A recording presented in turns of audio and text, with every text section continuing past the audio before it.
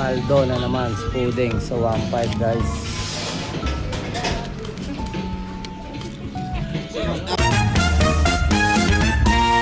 Good day mga ka-sales to.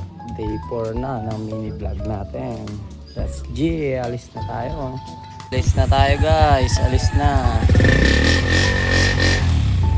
Hey guys, nakita nga pala natin si Ray ngayon. Nasa tabi. Oy Ray, ano? Kakailan na to? Iba na naman yung sideline mo. Talaba naman ngayon. Magkano isang balot niyan? 100 lang. 100 lang. Napakasipag mo talaga, idol. Alis na tayo guys. Pagas tayo guys, pagas tayo. Palis na tayo guys, palis na tayo. Hello guys, nasa biyahe pa rin tayo. Katulad kahapon, ganun pa rin. Update ako pag nandiyan na sa junk shop ulit.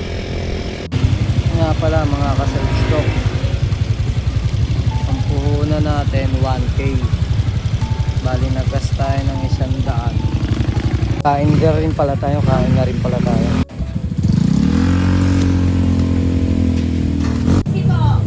Ayan ang ulam natin guys. Sold out guys, sold out. Okay na. Ilan bang... Dalawang itlog, tsaka isang maling, tsaka isang kanin, tsaka isang camel.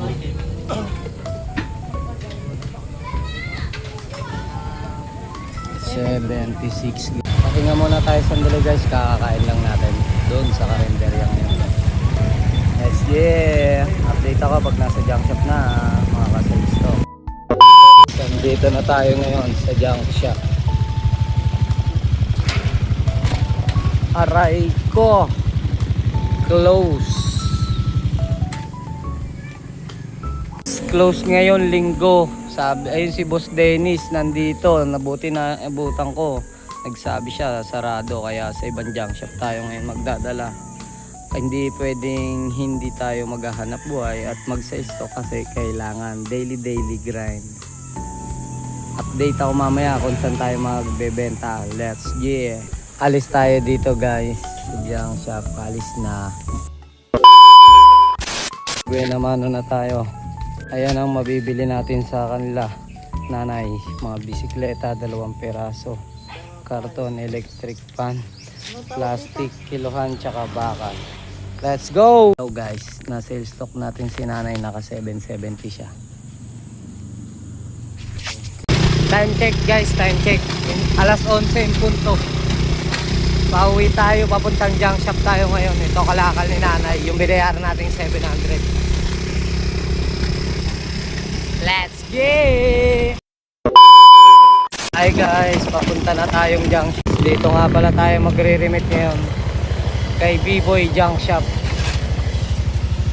Yeah, let's go!